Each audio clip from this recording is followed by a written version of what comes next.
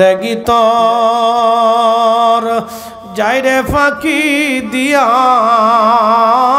রে সোনার আদর জিন্দেগি তোর যাই ফাঁকি দিয়া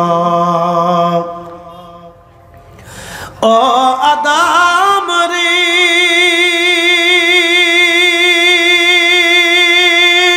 পাক ধরিয়া গেছে দাড়ি দন্ত মাসে গোটা চারি সমন জারি গিয়াছে করিয়ারে সোনার আদর জিন্দেগি তোর যাই ফাঁকি দিয়া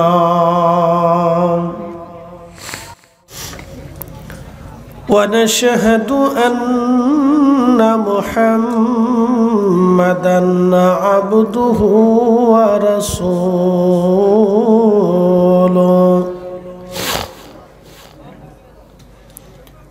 أرسله بالحق بشيرا ونذيرا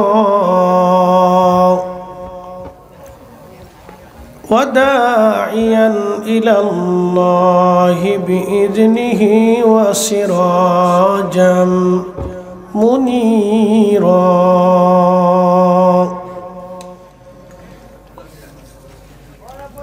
أما بعد فقد قال الله تعالى في كلامه المجيد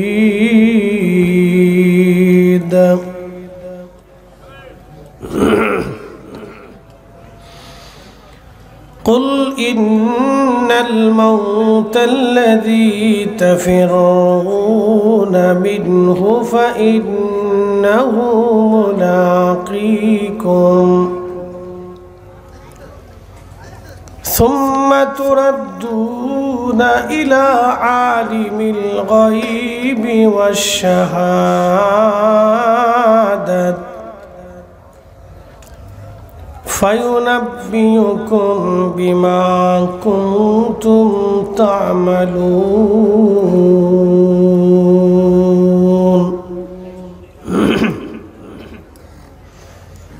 في شان حبيبه ومحبوبه إن الله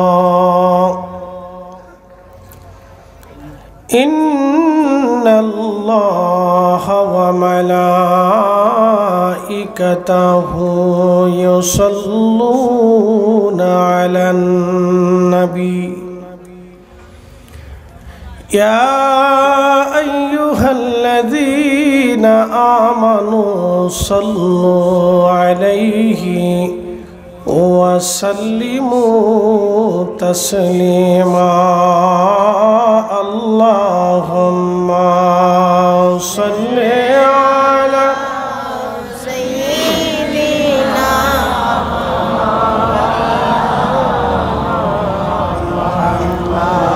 وعلى آل سيدنا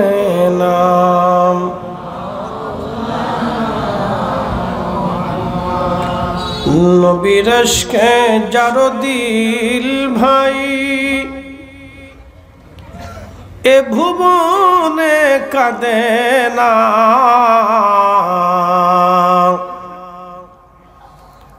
রোজ হাসরে ভাই জানতারা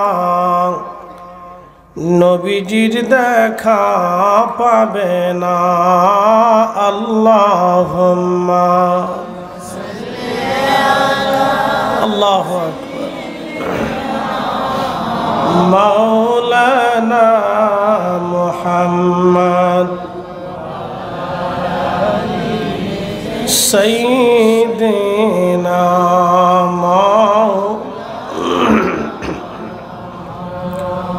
বাড়ি বাড়ি কররে মন এ বাড়ি ঘর তোমার না যেই বাড়িতে শুইবারে মন কবর তাহার ঠিকানা আল্লাহুম্মা সাল্লি আলা মাশাআল্লাহ আল্লাহু আকবার ওয়ালা আলি সাইয়্যিদিনা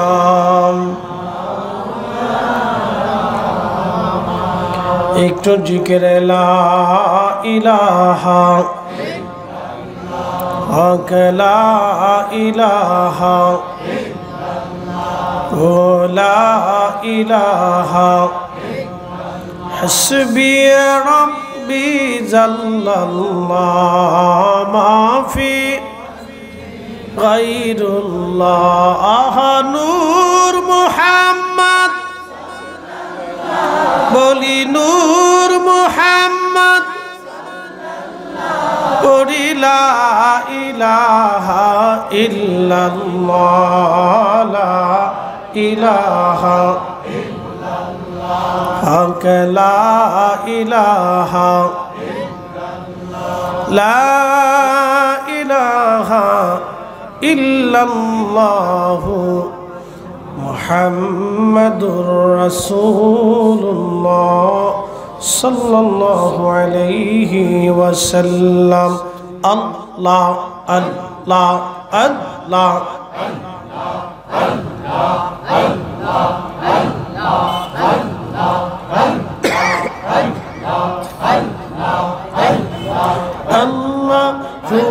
আল্লাহু রেমন আল্লাহ করো জপনা আল্লাহ আল্লাহ আল্লাহর জিকির না করিলে দিল তো জিন্দা হইবে না আল্লাহর জিকির না করিলে দিল তো জিন্দা হইবে না আল্লাহ আল্লাহ রেমন আল্লাহ করো জপনা আল্লাহ আল্লাহ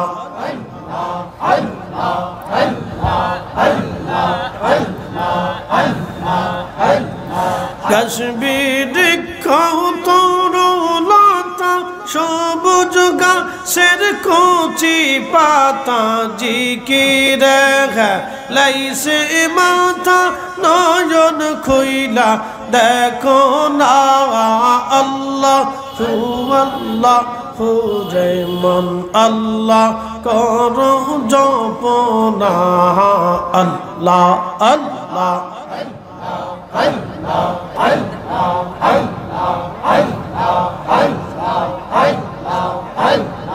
আল্লাহর জিকির আল্লাহর জিকির না করিলে দিল তো জিন্দা হইবে না আল্লাহর জিকির না করিলে দিল তো জিন্দা হইবে না আল্লাহ আল্লাহ রেমন আল্লাহ করো জপনা আল্লাহ আল্লাহ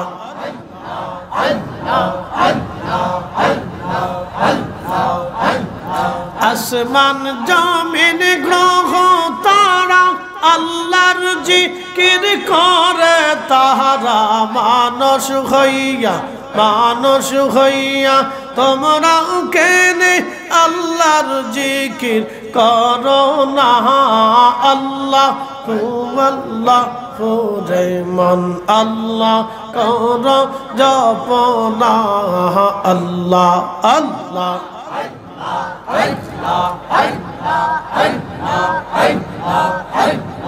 আল্লাহর জিকির না করিলে দিল তো জিন্দা হইবে না গো আল্লাহর জিকির না করিলে দিল তো জিন্দা হইবে না আল্লাহ আল্লাহ রেমন আল্লাহ করো জপনা আল্লাহ আল্লাহ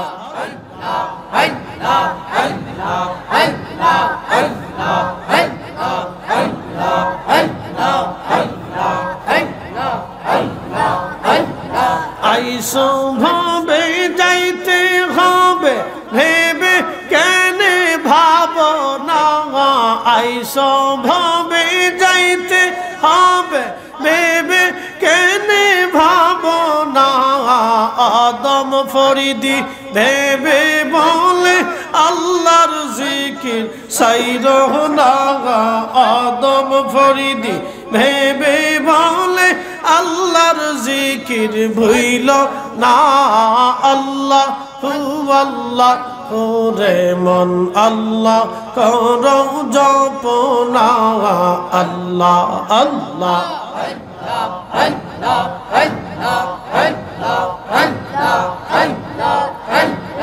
আল্লাহর জিকির না করিলে দিল তো জিন্দা হইবে না গো আল্লাহর জিকির না করিলে দিল তো জিন্দা হইবে না আল্লাহ আল্লাহ রে মন আল্লাহ করো জপনা আল্লাহ আল্লাহ আল্লাহ আল্লাহ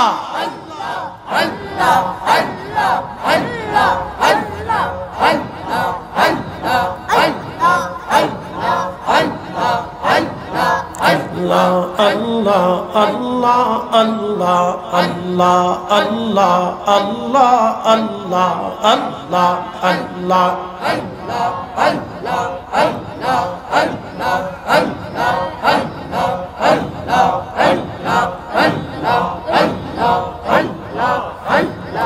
La ilaha illallah Muhammadur Rasulullah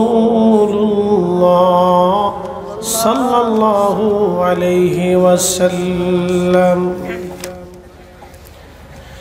হুগলিয়া যুব সংঘের উদ্যোগে মুসলিম মুমিন মুসলমান মর্দে গান্ধীর সালে সওয়াব উপলক্ষে খাতমে কোরআন ওয়াজদর মাহফিলের সম্মানিত সভাপতি আলহাজ হযরত মাওলানা আব্দুল খালিক সাহেব ওয়াহাটা দরবার শরীফের সম্মানিত খলিফা সম্মানিত সহ সভাপতি হাজী শামসুল হক তালুকদার সাহেব বিশিষ্ট মুরব্বী জনাব জহুর আলী সাহেব এবং আব্দুল হক সুজন সাহেব সহ সম্মানিত মুরব্বী কলিজার টুকরো যুবক ভাইরা আজকের প্রধান বক্তা বিশিষ্ট ইসলামিক চিন্তাবিদ মৌলানা মোর্শেদ কামাল জালালি সাহেব হবিগঞ্জ বিশেষ অতিথি কারি মৌলানা মিজার রহমান মারজান সাহেব হাফিজ মৌলানা ইবাদুর রহমান সোহেল সাহেব সহ সকল ওলামা আহলে সুন্নাত আমন্ত্রিত ওলামা ইকরাম মেহমান বিন্দু এলাকার গণ্যমান্য ব্যক্তিবর্গ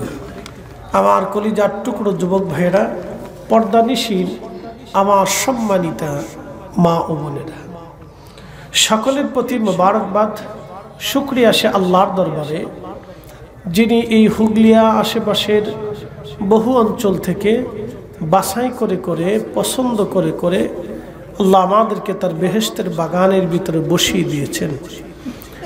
এটি টাইমে মানুষ বিভিন্ন কাজে বিভিন্ন দিকে দিক বিদিক ছোটাছুটি করতেছে।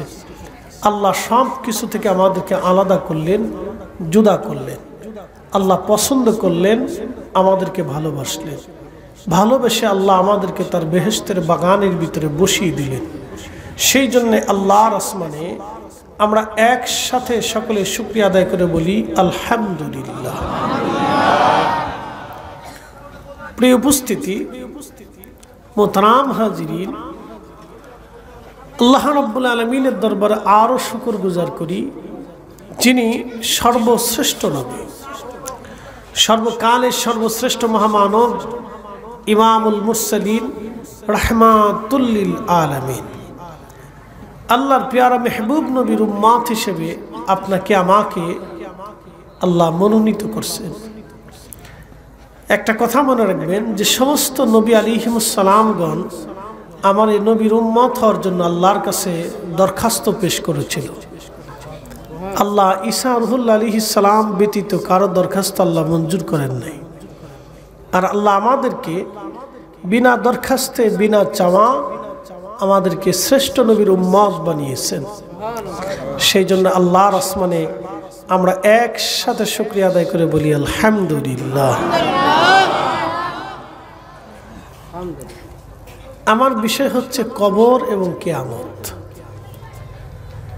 প্রিয় উপস্থিতি, মানুষের জীবনের এক অবিচ্ছেদ্য অংশ।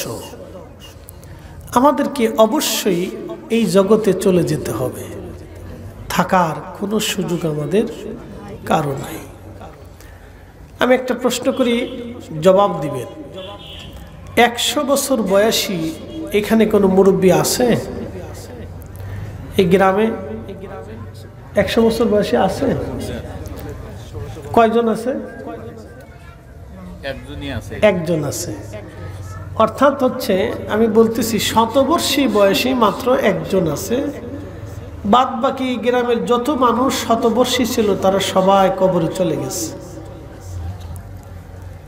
তার অর্থ হচ্ছে আগামী 100 বছরে আমরাও এখানে যারা বসে আছি তার হাজারের ভিতরে বা লাখের ভিতরে 99% আমরা কবরে চলে যাব। হয়তো 1-2 জন বেঁচে থাকলেও থাকতে পারে। এর অর্থ হচ্ছে আগামী 100 বছরের ভিতরে আমরা এই মাঠে আজকে যারা বসা তারা সবাই চলে যাবে। বুঝতে পারছেন? এই জন্য কবর এবং কিয়ামত ইসলামের মৌলিক আকীদার ভিতরে বিশ্বাসের মধ্যে এটা একটা পার্ট। যেমন কোরআন আল্লাহ বলছেন যে পৃথিবীতে কারা সফল কাম হবে। যেমন আপনি ব্যবসায় লাভবান হতে চান, বিয়ে শাদীতেও কেউ ঠকতে চায় না, এখানেও সবাই লাভবান হইতে চায়। খোঁজ করে দেখে যে শ্বশুর বাড়ি কি পরিমাণে সম্পদ আছে, শালা সম্বন্ধী আত্মীয় স্বজনরা কি কি কাজ করে, যাকে বিয়ে করবেন সে কি করে, তার লেখাপড়ার যোগ্যতা কতটুকুন, চারিত্রিক গুণাবলী কতটুকুন, কি আশায় বিষয়, শ্বশুরের কি পরিমাণ অর্থ সম্পদ আছে, মরে গেলে কি পরিমাণে পাবো। বুঝলেন না? মনে হয় সে মরার আগেই চিন্তা করে যে সে মারা গেলে কি পরিমাণ ভাগ বটারে পাবো, এই চিন্তাও অনেকে করে ফেলে। এই যে আমাদের সবাই জিততে চায়, কেউ ঠকতে চায় না। তো মূলত কারা সফল কাম হবে? কোরআন শরীফে কয়েকটা আলোচনা আল্লাহ এভাবে করেছে। الذين يؤمنون بالغيب ويقيمون الصلاة ومما رزقناهم ينفقون।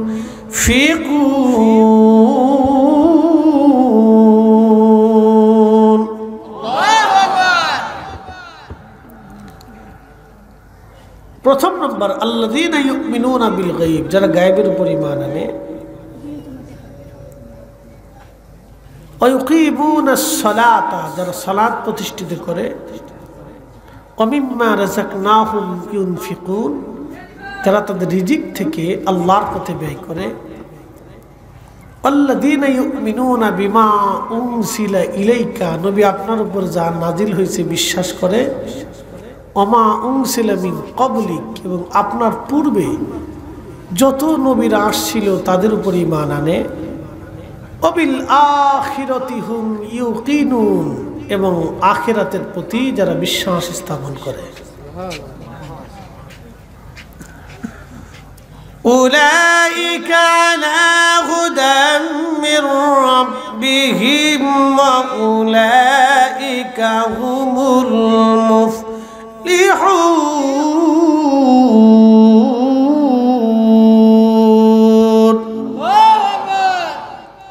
ওয়ালাই ইউআখিরাল্লাহু নাফসান ইযা জাআ আজালুহা।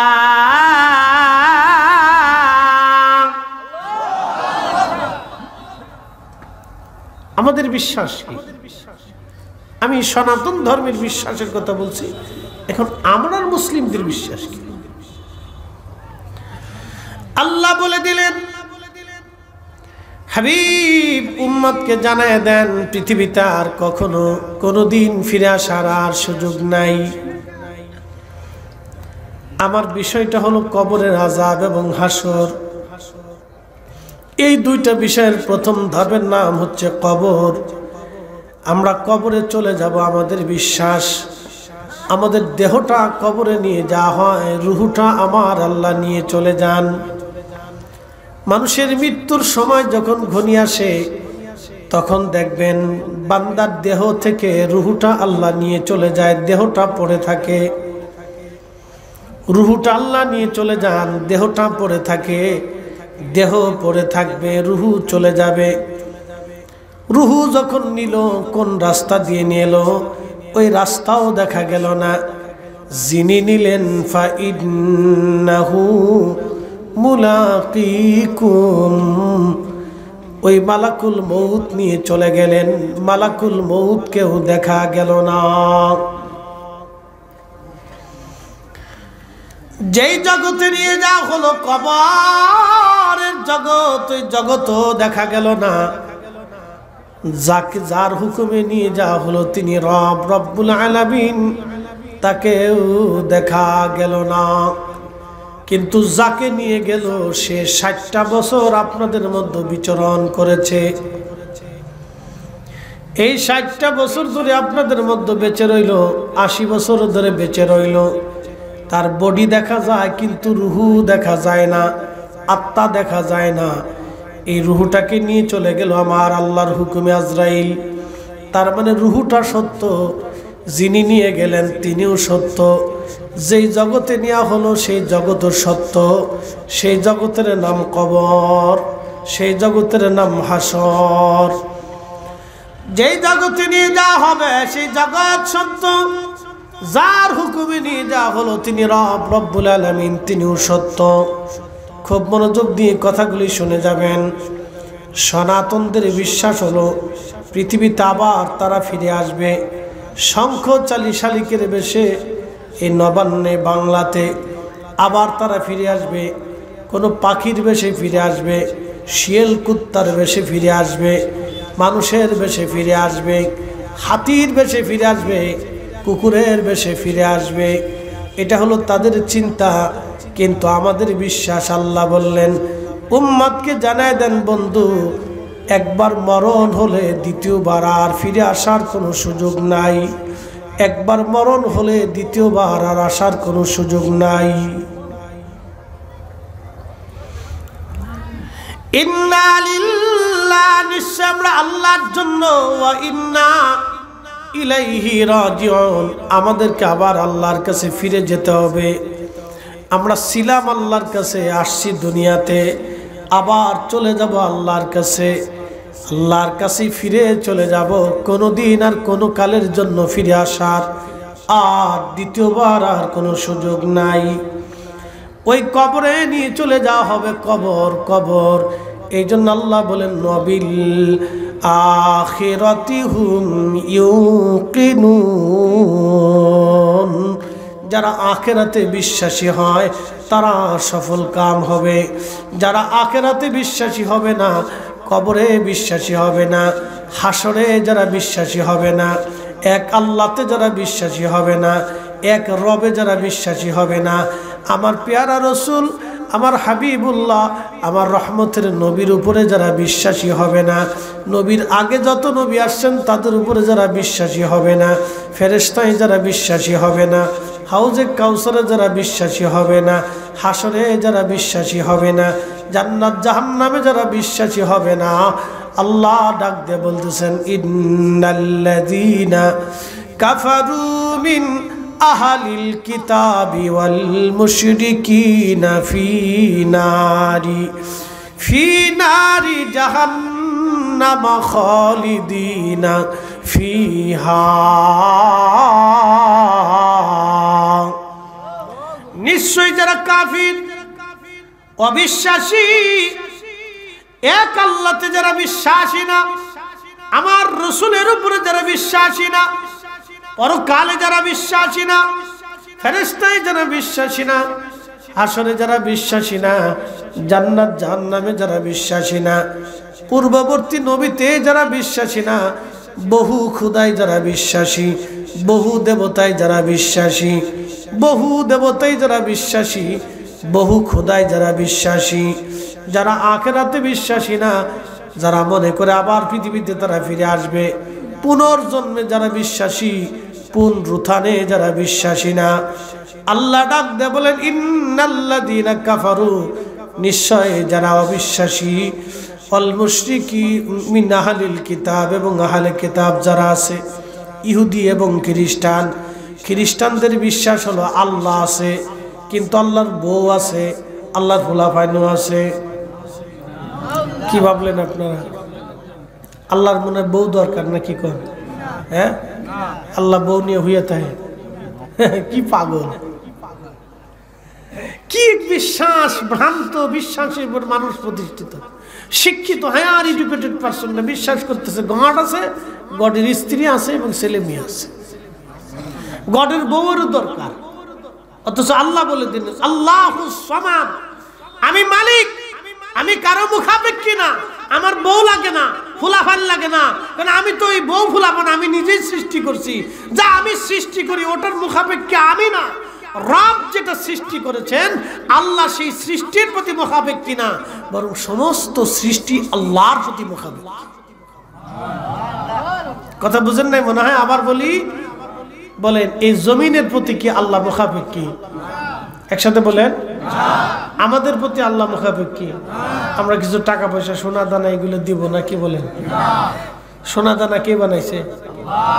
একসাথে বলেন, কে দিছে? জমিন কে বানাইছে? তো জমিন আল্লাহ বানাইলেন, আল্লাহর জমিনের দরকার নাই। আসমান আল্লাহ বানাইলেন, আল্লাহ আসমানের মুখাপেক্ষী না।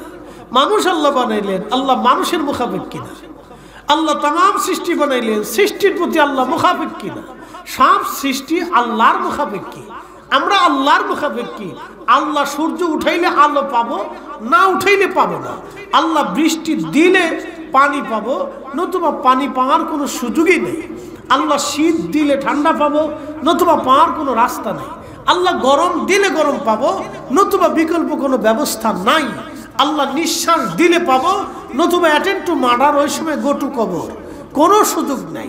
আল্লাহ দিলে স্ত্রী পাবো, নতুবা বহু লোক আছে যাদের জীবনে কোনোদিন স্ত্রী হয় নাই। অনেক নারীর জীবনে পুরুষই হয় নাই, সে আর কোনোদিন বিয়েই হলো না তার। ওইভাবে সে চিরকুমার চিরকুমারী রয়ে গেল, তার নসিবে নাই। যারা সাধু সন্ন্যাসী বিয়ে থা করে না, তার কপালে বউ নাই,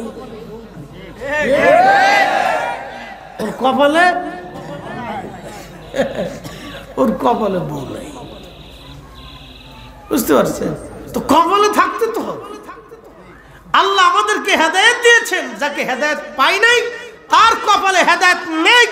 আল্লাহ আমাদেরকে মুসলমান বানিয়েছেন, কেন করেছেন ভালো করে শুনে যাবেন। আল্লাহ বলছেন মিন আহলিল কিতাব, আহলে কিতাব যারা ইহুদি খ্রিস্টান, তারা বিশ্বাস করে আল্লাহ আছে, কিন্তু আল্লাহর বউ আছে। একসাথে বলে আল্লাহর ফুলাফাইনও আছে। আচ্ছা বলেন, যিনি স্রষ্টা তার কি বাচ্চা কাচ্চার দরকার? লাম ইয়ালিদ ওয়া লাম ইউলাদ ওয়া লাম ইয়াকুন লাহু কুফুয়ান আহাদ।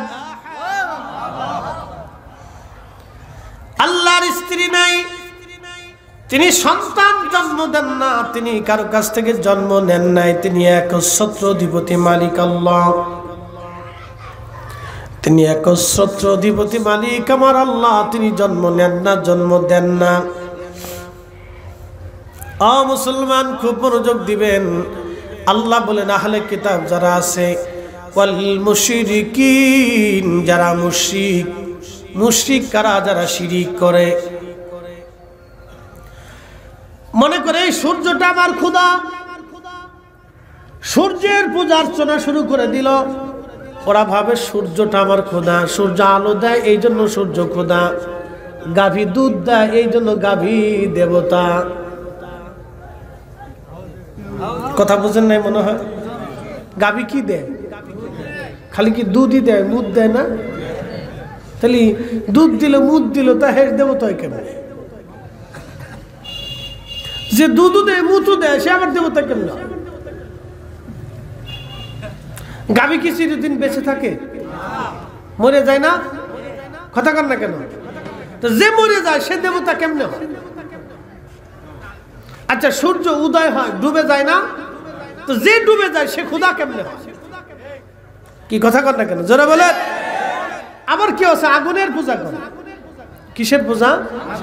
ভাবি আগুনই আমার খোদা। বলে কারণ কি? সে আলো দিচ্ছে, সে জ্বলতেছে, সে রান্নার খাবার দিচ্ছে, তার দিয়ে কোনো কিছু হচ্ছে, আগুন না হলে কিছু চলে না। সে ভাবতেছে এটাই খোদা। আচ্ছা বলেন, আগুন আমরা নিজেরাই জ্বালাই, আবার ফু দিলে নিভে যায়, পানি দিলে বন্ধ হয়ে যায়, তাহলে যে নিভে যায়, যে বান্দার অন্যের কর্তৃক সে জ্বলে এবং অন্য কর্তৃক যে নিভে যায়, বলেন সে কি খোদা হতে পারে? সেও খোদা না। আল মুশরিকিন, এবং যারা মুশরিক, যারা শিরিক করে, অংশীদার সাব্যস্ত করে আল্লাহর সাথে, লা শারীকা লা, আল্লাহর কোনো শরীক নেই, তিনি একচ্ছত্র মালিক, তিনি একমাত্র রব। কথা বলেন ঠিক না? একমাত্র রব কে? আল্লাহ। একসাথে বলেন কে? আল্লাহ। বুঝতে হবে আপনাকে। কেন? বুঝাইতেছি, সামনে বুঝাইতেছি, আপনাদেরকে বুঝবেন তিনি কেন রব, বুঝাইতেছি। তার একটা ডকুমেন্টস আপনাদের সামনে উপস্থাপন করি, মনোযোগ দেন। আমরা কেন আল্লাহকে আল্লাহ বলে স্বীকার করব? পৃথিবীতে আল্লাহ 4 জনকে সারা পৃথিবীর বাদশা বানিয়েছিলেন। একজন হচ্ছে নমরুদ, আরেকজনের নাম বখতেনসর, 2 জন অবিশ্বাসী। একজনের নাম জুলকারনাইন, তিনি মুসলমান, আরেকজন সুলাইমান আলাইহিস সালাতু ওয়াস সালাম, তিনি নবী এবং দিনদার। তো পৃথিবীতে নমরুদের পরে বাদশা হয়েছিলেন বাদশা জুলকারনাইন, যার একটা নাম হচ্ছে সেকেন্দার, আবার কেউ বলতেছে আলেকজান্ডার, যার যার বলতে পারে বিভিন্ন নাম। দা গ্রেট আলেকজান্ডার নাম শুনেছেন, আসলে মূলত আলেকজান্ডার কিন্তু বাদশা জুলকারনাইন না।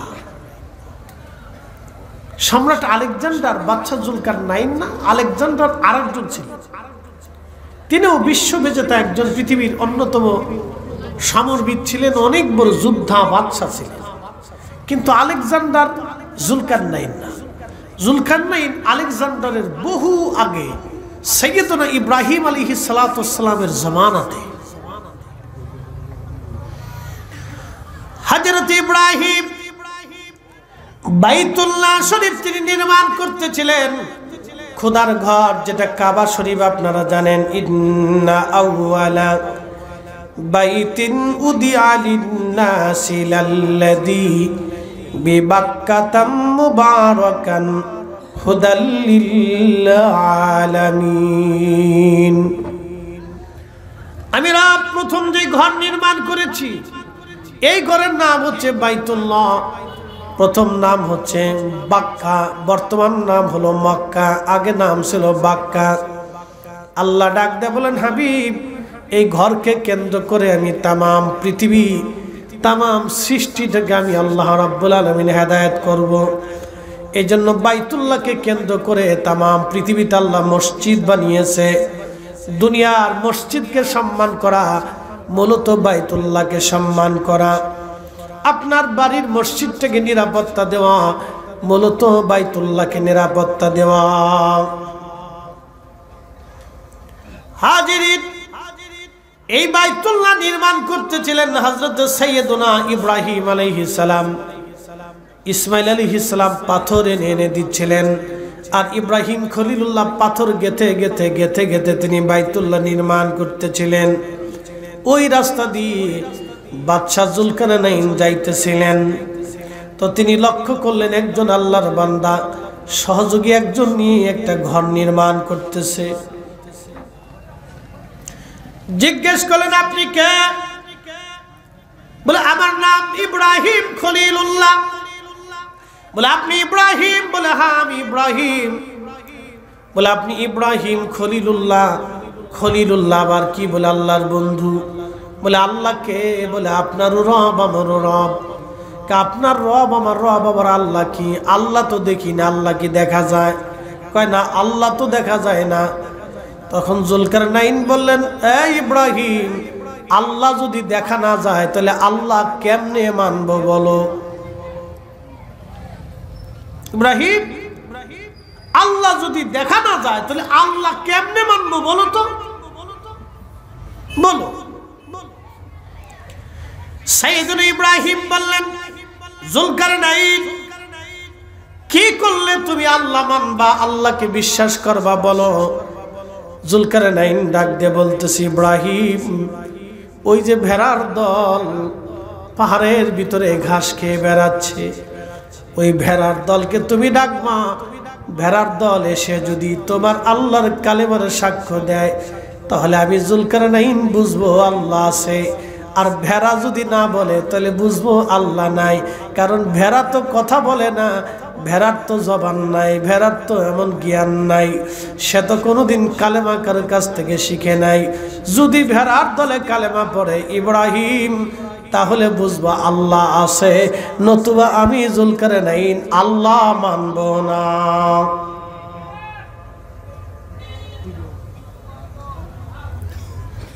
অ্যাটেনশন। ইব্রাহিম আলাইহিস সালাম ভেড়ার দলে ডাক দিছে, এই ভেড়ার দল এদিকে আসো।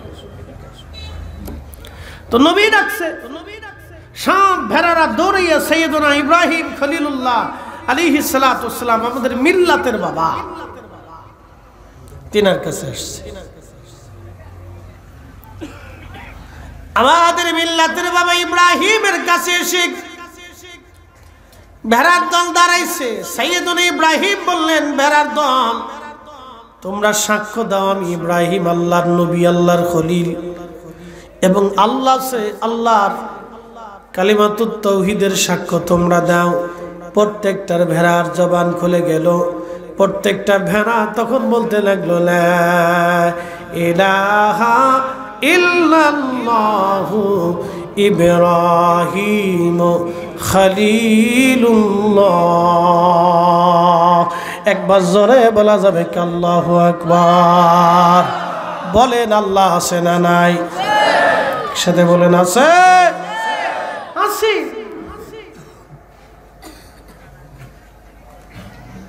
কেউ ভাবতেছে আমি সূর্যের পূজা করতেছি, সূর্যই বুঝি আমার দেবতা। কেউ সাপের দুধ খাওয়ায়, ভাবে সাপই বুঝি আমার দেবতা। কি পাগল! কেউ মূর্তি বানিয়ে এটার সামনে পড়ে রয়েছে, ভাবে এটাই আমার দেবতা। আমি দেবতার প্রতিকৃতি তৈরি করে তার সামনে মাথা নত করে পড়ে রয়েছি, ভাবতে পারে। রবীন্দ্রনাথ ঠাকুর বলেছিল, রথ যাত্রা লোকারণ্য মহা ধুমধাম, ভক্তরা লুটায় পথে করিয়াছে প্রণাম। রথ ভাবে আমি দিব, পথ ভাবে আমি দিব, হাসে অন্তর্যামী। অন্তর্যামীরে চিনছেন নি? আল্লাহ। এটা ঠিকই লিখছেন।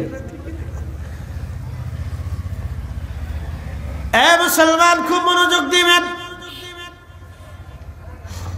হাজিরিন, সাইয়েদুনা ইব্রাহিমের সামনে সাপ ভেড়ার দল যখন জবান খুলে কালিমাতুত তাওহীদ রিসালাতের সাক্ষ্য দিয়ে বলল, তখন বাদশা যুলকারনাইন ডাক দিয়ে বলেন, হুজুর, আমার আর বুঝার বাকি নাই। কারণ ভেড়া তো কথা বলে না, তাদের ধর্ম কথা বলে না, সৃষ্টিগতভাবে তাদের জবান বন্ধ। তারা মানুষের মতো কথা বলে না, মানুষের মতো আকল নাই, মানুষের মতো বিদ্যা শিখে না, মানুষের মতো স্কুল মাদ্রাসায় যায় না, তারা কোনো মানুষের দর্শে বসে না। যেহেতু ভেড়ার দল কালেমার সাক্ষ্য দিয়েছে, খোদার নবী গো আর বোঝার বাকি নাই। আপনি নবী এবং আপনি আল্লাহ আছে, অবশ্যই রব আল্লাহ আছে, আর বোঝার বাকি নাই। আমাকে এই মুহূর্তে আপনি কালেমা পড়াইয়া মুসলমান বানিয়ে দেন। বাদশা যুলকারনাইনকে ইব্রাহিম খলিলুল্লাহ কালেমা পড়াইয়া মুসলমান বানিয়ে দিলেন। আল্লাহ তারে বাদশা বানাইতে সারা পৃথিবীর বাদশা বানিয়েছিলেন। তিনি এমন একজন বাদশা, কোরআন আল্লাহ বলছেন, যুলকারনাইন সূর্য উদয় যেখান থেকে হয় জাপান সাগরের একবারে শেষ প্রান্তে, সাগরের একবারে শেষে যেখান থেকে সূর্য উঠতে দেখা যায়, তিনি ওইখান পর্যন্ত সফর করেছেন। পশ্চিমা বিশ্বে আটলান্টিক মহাসাগরে সূর্য যেখানে ডুবে যায় সাগরের শেষ প্রান্তে, বাদশা জুলকারনাইনকে আল্লাহ সেই সাগরের শেষ প্রান্ত পর্যন্ত নিয়েছে, যা আজও পর্যন্ত বিজ্ঞানের পক্ষেও যেটা সম্ভব হয় নাই। একবার জোরে বলা যাবে আল্লাহু আকবার। ওয়াল মুশরিকিনা ফি নারি জাহান্নাম খালিদিনা ফিহা। মালিক বলতেছেন যারা আল্লাহর সাথে শিরক স্থাপন করবে, অংশীদারিত্ব সাব্যস্ত করবে, তার ঠিকানা হবে চিরস্থায়ী এক জাহান্নাম, যেখান থেকে সে আর কোনোদিন বের হতে পারবে না।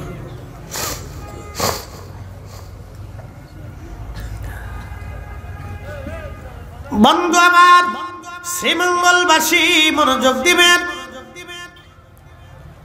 কথাগুলি ভালো করে বুঝে যাবেন। আমার রব, আমার আল্লাহ, তিনি আছেন। এই বাস্তবতা যদি আপনি দেখতে চান, সাইয়্যিদনা ইব্রাহিমকে যে আগুনের মধ্যে পোড়ানো হয়েছিল, যে কুণ্ডলির মধ্যে ফেলানো হয়েছিল, সেই জায়গাটা এখনো ইরাকের বাগদাদে আছে। আরেকটু যদি আপনি আল্লাহ সে বুঝতে চান, তাহলে আপনি হেরেমে চলে যাবেন কাবা শরীফে। কাবা শরীফের একটা জায়গা আছে মাকাম ইব্রাহিম, ইব্রাহিম আলাইহিস সালামের পায়ের ছাপ, সেই পাথরের মধ্যে এখনো আছে সাইয়্যিদনা ইব্রাহিম আলাইহিস সালাম। ইব্রাহিম খলিলুল্লাহ আলাইহিস সালাতু ওয়াস সালাম, তিনি কাবা ঘর নির্মাণ করতেছিলেন। ঠিক কাবা তো অনেক উঁচু হয়ে গেল, আল্লাহ গোল পাচ্ছেন না। সাইয়্যিদনা ইসমাইল একটা পাথর নিয়ে আসলেন, ওই পাথরের উপরে কদম রাখলেন ইব্রাহিম। পাথরটা অটোমেটিক উপরের দিকে যাইতো, আবার নিচে চলে আসতো, আবার উপরে যাইতো, আবার নিচে চলে আসতো, আবার উপরে যাইতো, আবার নিচে আসতো। ওই পাথরের মধ্যে পায়ের ছাপ বসে গেল, দাগ বসে গেল। একসাথে বলবেন আল্লাহু আকবার। আল্লাহ আছে না নাই? জোরে বলেন, একসাথে বলেন আসেনি। বিশ্বাস করতে হবে, দৃঢ়ভাবে ইয়াকিন রাখতে হবে, কঠিনভাবে ইয়াকিন রাখতে হবে। মালিক একজন, তামাম সৃষ্টি যিনি পরিচালনা করেন। আমাদেরকে ফিরে যেতে হবে ওই আল্লাহর কাছে। কার কাছে? একসাথে বলেন, কার কাছে? সুম্মা তুরাদ্দুনা ইলা আলিমিল গায়বি ওয়াশ শাহাদাত।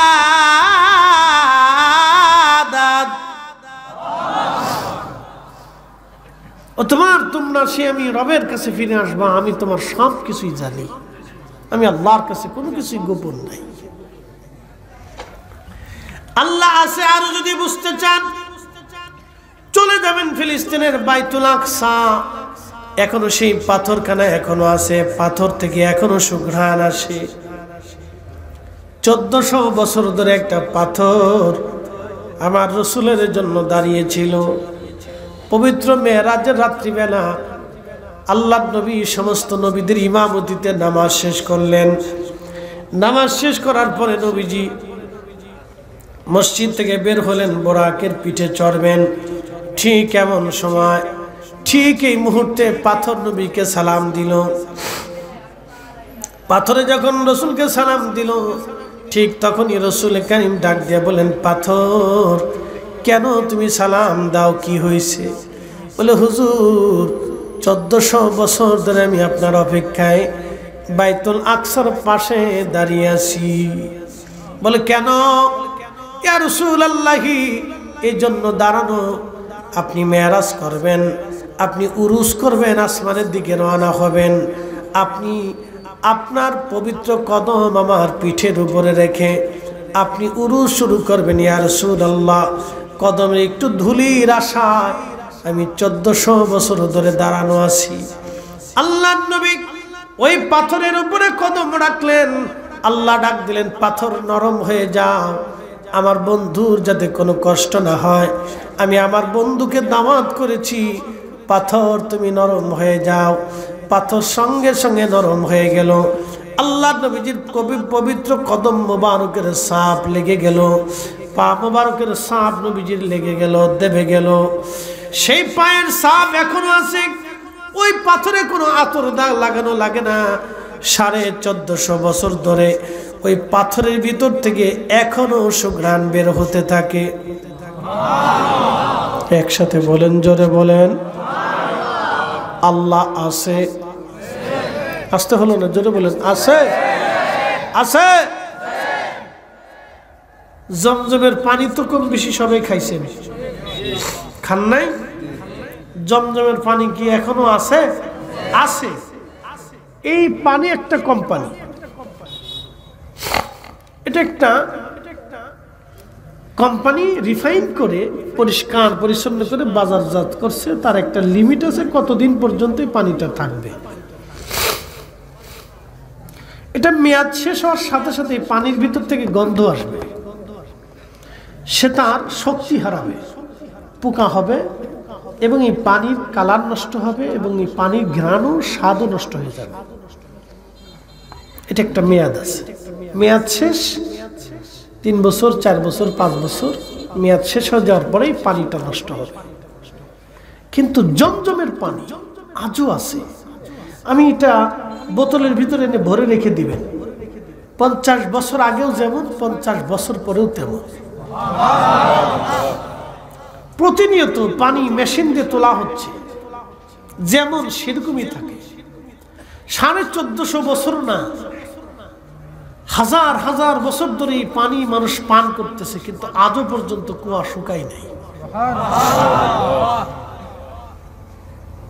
পৃথিবীতে 2টা নদী, একটা ফরাত নদী আর একটা নীল নদী, আল্লাহ জান্নাত থেকে আসছে। হাজার হাজার বছর ধরে নদী দুটি প্রবাহিত হয়েছে, কিন্তু আজও পর্যন্ত এই নদীর পানি কোনোদিন শুকায় নাই। একসাথে বলবেন আল্লাহু আকবার। বলেন আল্লাহ আছে। একসাথে বলেন আছে। আল্লাহ আছে। আর একটু প্রমাণ দিই, বুঝে যাবে। নাস্তিকদের নানান যুক্তি থেকে আপনি অনেক সময় হয়তো আল্লাহর প্রতি সন্দেহ এসে যেতে পারে যে হায় হায় কি হলো, আমি কি আমার ধর্মের উপরে ইস্তেকামাত আছি কিনা, প্রতিষ্ঠিত আছি কিনা, আমার ধর্ম ঠিক কিনা। এটা যদি বুঝতে চান তাহলে আপনাকে আমার একটা ঘটনার দিকে নিয়ে যাই। শুনে যাবেন, আল্লাহ আছে, তার বাস্তব প্রমাণ আপনাকে আমি দিয়ে যাচ্ছি। যদি কোনোদিন উহুদে যান, এখনো উহুদে আল্লাহর নবী যেখানে বিশ্রাম করছিলেন, দন্ত মোবারক শহীদ হওয়ার পরে, দন্ত মোবারক শহীদ হওয়ার পরে যে উহুদের ফাঁকা জায়গা নবী বিশ্রাম করেছিলেন, যদি নসিব হয় তাহলে রাতে যাবেন। আমি আপনাদের সিলেটের মাইনুদ্দিন আহমদ জালালাবাদীর খাজাইয়া লাইন্স ট্রাভেলসের মাধ্যমে এই বছর হজ করছি। তো ওনাকে নিয়ে বললাম মামা রাত্রিবেলা চলেন। তো দিনে তো উহুদে বহুবার গেছি, একদিন একটু রাত্রে যাই। তো মদিনার থেকে চলে আসবো, শেষ হজের বিদায় পালা, প্যাকেজ শেষ, চলে আসতেই হবে, টিকিট কনফার্ম আসা যাওয়ার। তো বললাম আজকে রাতে একটু চলেন। তো আগের দিনে রাত্রিবেলা আমরা কয়েকজন একসাথে গেলাম। আল্লাহর কসম করে বলি, আল্লাহ আছে, বুঝে যান আপনি। আমার রাসূলের মধ্যে যে এখনো আছে, আপনি বুঝে যান। এগুলো জানতে হবে। এই জন্য আল্লাহ বলেন কুল সিরু ফিল আরদ, পৃথিবী ঘুরে ঘুরে দেখো, আমি আল্লাহর কুদরত তুমি দেখতে থাকো। আল্লাহ আছে, আপনাকে বুঝতে হবে। পাথরের সামনে, মূর্তির সামনে, সূর্যের সামনে, সাপের সামনে, গরুর সামনে, গরুর খোদা বানাবেন, দেবতা বানাবেন, পাথরকে বানাবেন, আকাশকে বানাবেন, সাগরে বানাবেন, সূর্যরে বানাবেন, পাহাড় বানিয়ে ফেলবেন, বিরাট একটা গাছ দেখে গাছের গোড়ায় মোমবাতি জ্বালায় বানাই ফেলবেন। ছি ছি ছি ছি।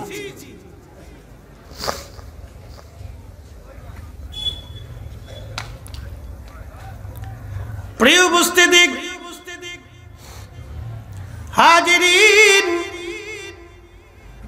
উহুদে চলে গেলাম রাত্রিবেলা। আল্লাহর কসম করে বলি, মাহফিল সাক্ষী, ওই রবের হাতে আমার জীবন এবং আমার মউত।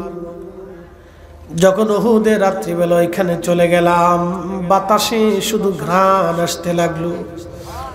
খোদার কসম, পৃথিবীর এমন কোনো আতর বানানো হয় নাই যে আতরের মতো ঘ্রাণ ওই ঘ্রাণ হবে, ওই আতরটা ওই ঘ্রাণের মতো হবে, এমন কোনো সুঘ্রাণ পৃথিবীতে নাই।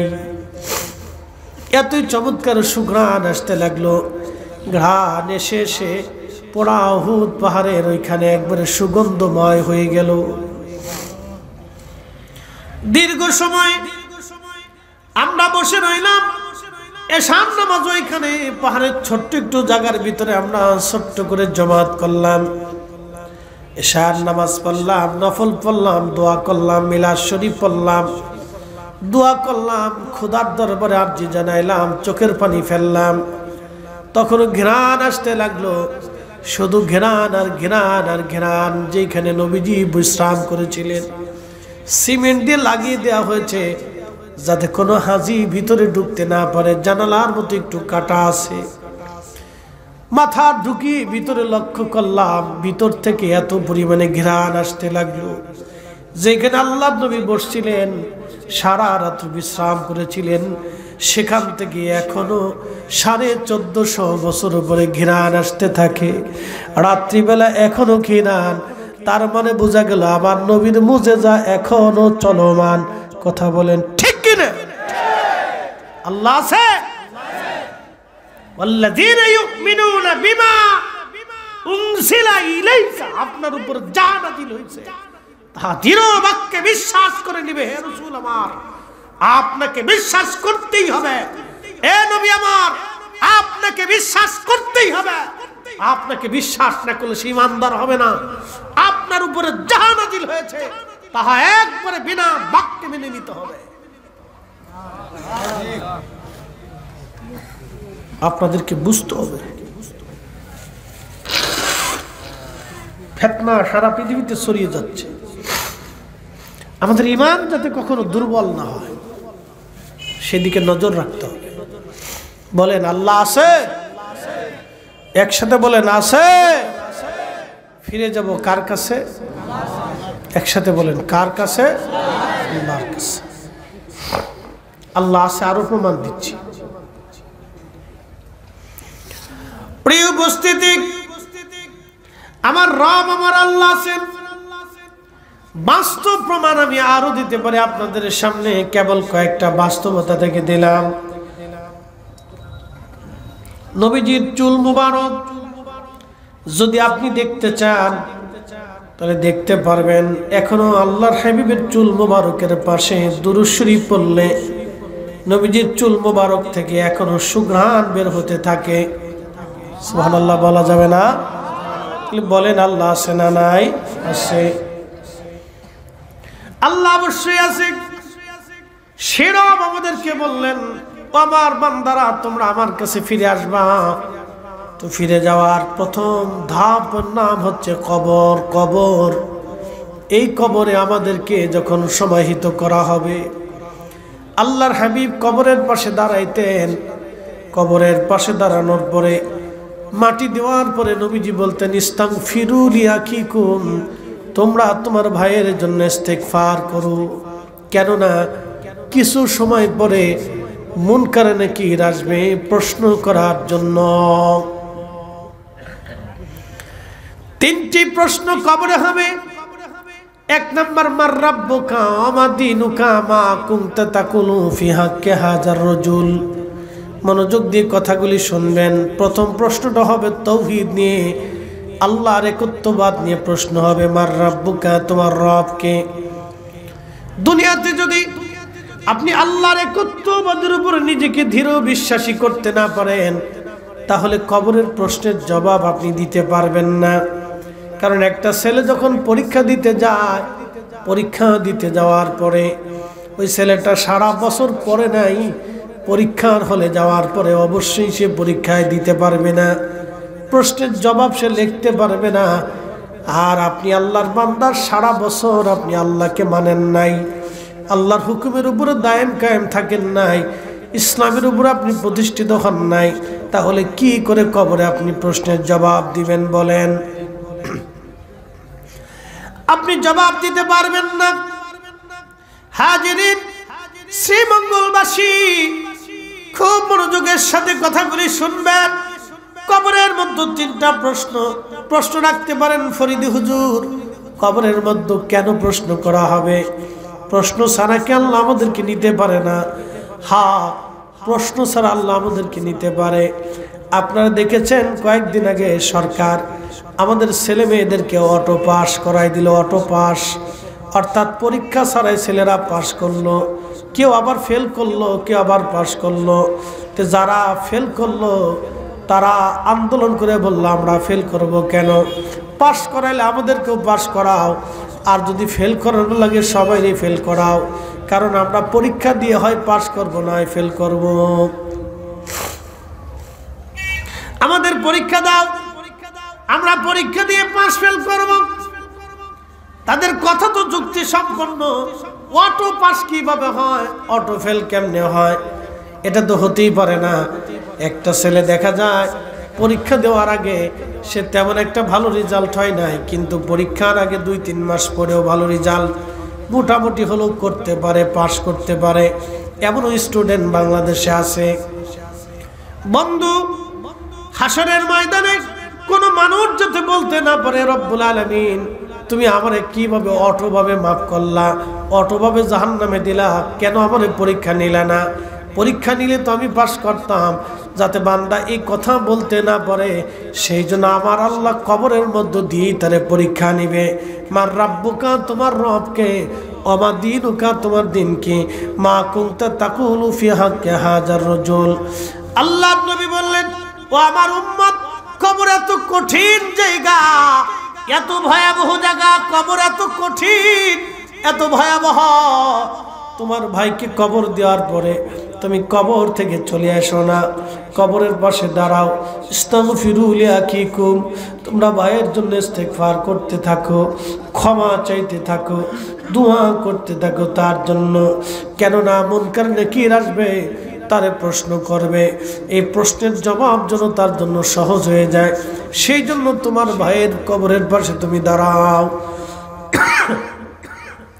আল্লাহ নবী আরো বললেন, কত সময় পর্যন্ত তুমি দাঁড়াবা? আমার বান্দা, আমার উম্মত, তোমরা শোনো, কত সময় পর্যন্ত দাঁড়াবা? একটা উট জবাই দি চামড়া সিলাইয়া গোশত বানাইয়া এই উটটাকে মানুষের মধ্যে বন্টন করতে যে সময়ের দরকার, এই সময়টা পর্যন্ত তুমি তোমার ভাইয়ের কবরের পাশে দাঁড়ায় দাঁড়ায় দোয়া করতে থাকো, যেন তোমার ভাইয়ের কবরের আযাব আল্লাহ হালকা করে দেয় এবং প্রশ্নের জবাব যেন আল্লাহ সহজ করে দেয়। একবার জোরে বলা যাবে কি আল্লাহু আকবার।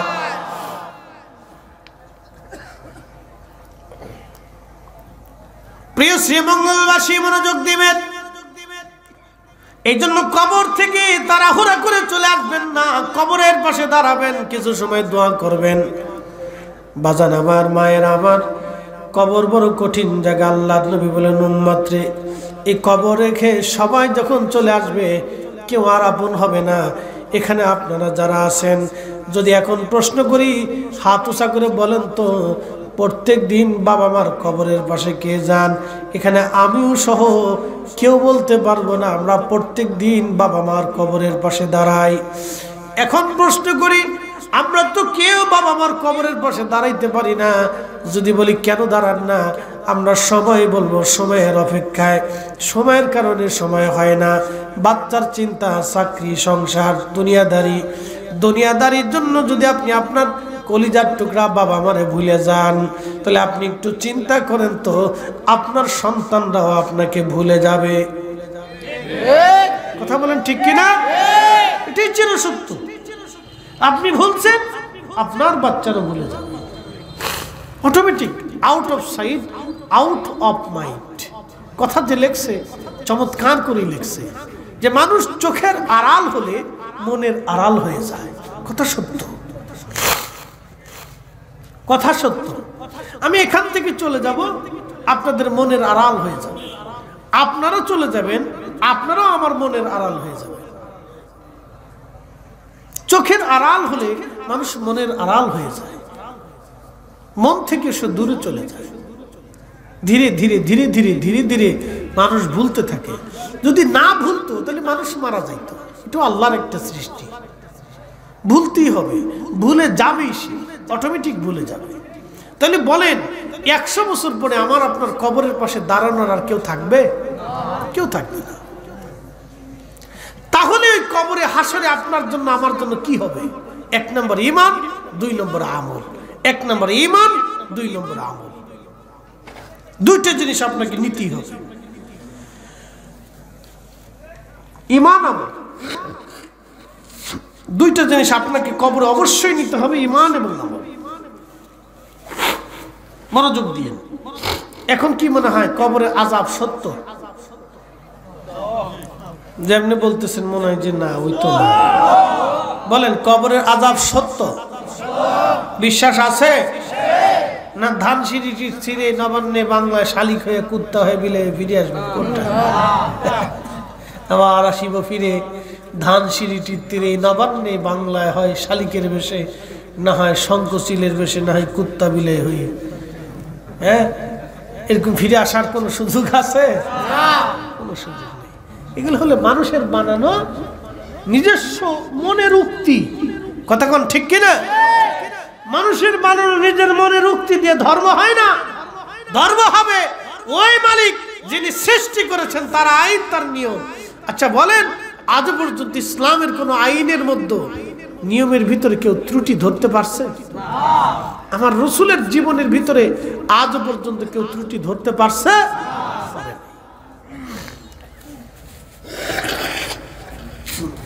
ঠান্ডা রে, কি লাগে যেটা লাগে বুঝি না। এটাও আল্লাহ দিয়ে রাখছে, না দিলে আমরা ফেরাউন হয়ে যেতাম। কি কথা কর না? না দিলে কি হয়ে যেতাম? ফেরাউন হয়ে যেতাম। মানব শরীরের ভিতরে রোগ আছে কয়টা? ৩৫০০। একসাথে বলেন কত হাজার? এই মানুষ কি মরবে না বেঁচে থাকবে? তো মানুষ যদি মরে যায় তাহলে মানুষ কি খোদা হতে পারে? ভগবান হতে পারে? দেবতা হতে পারে? প্রভু হতে পারে? মানুষ প্রভু হতে পারে। কিন্তু এই মানুষ কি অনেকে প্রভু বানিয়ে ফেলতেছে, খোদা বানিয়ে ফেলতেছে। যেটা মরণশীল এটা খোদা হইতে পারে না। বুঝতে হবে এটা আল্লাহর মুখাপেক্ষী। কথা ঠিক কিনা? আমরা মুখাপেক্ষী কার? আল্লাহ। তাহলে আমরা চাবো কার কাছে? আল্লাহর কাছে। একসাথে বলা যাবে না আল্লাহু আকবার? বলেন কবরের আযাব সত্য? সত্য? বিশ্বাস আছে? আমরা মুসলমান, আমরা অবশ্যই বিশ্বাসী। কথা বলেন ঠিক কিনা? আসেন, কেবল কবরে চলে গেছি, এবার হাসরে চলে যাই। প্রিয় উপস্থিতি, আল্লাহ রাব্বুল আলামিন আরেকটা জগৎ কায়েম করবে। এই জগতের নাম হচ্ছে হাসরের জগৎ। এখন দুনিয়ার জগতে আসি, এই জগৎ শেষ হয়ে যাওয়ার পরে আর একটা জগতে যাব, আলমে বারজাক, যেটাকে কবরের জগৎ বলা হয়। এই কবরের জগতে যদি আপনি ভালো আমল করে যান, আল্লাহ আপনাকে কবরে নিয়া, আল্লাহ জান্নাতি পরিবেশ দিয়া আপনার কবরটা গেল কবরু রওজাতুম মিন রিয়াজিল জান্নাহ, আল্লাহ আপনার কবরটাকে জান্নাতের বাগান বানায় ফেলবে। একসাথে বলেন না মারহাবা। একদিন মাটির ভিতরে হবে ঘর রে, মন আমার কেন বান্ধ দালান ঘর।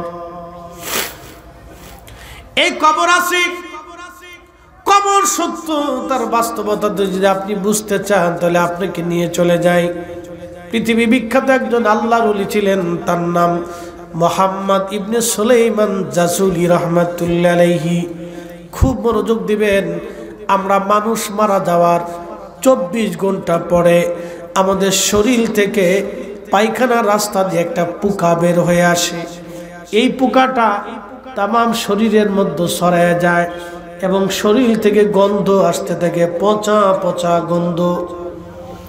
মানুষ মারা যাওয়ার 24 ঘন্টা পরে কিন্তু মানুষের শরীর পচে না, মানুষের শরীর ফেটে যায় না, মানুষের শরীরে পচন লাগে না। পচন শুরু হয় 3 দিন পর থেকে, পেট ফেটে পচন শুরু হয়। 24 ঘন্টা পরে পচন লাগে না। 24 ঘন্টার ভিতরে পায়খানা রাস্তা থেকে পোকা আসে, তামাম শরীরে ছড়ায় যায়। এই পোকার গন্ধে মানুষ কাছে যাইতে পারে না। দ্রুত গতিতে কবরে নামানো হয়।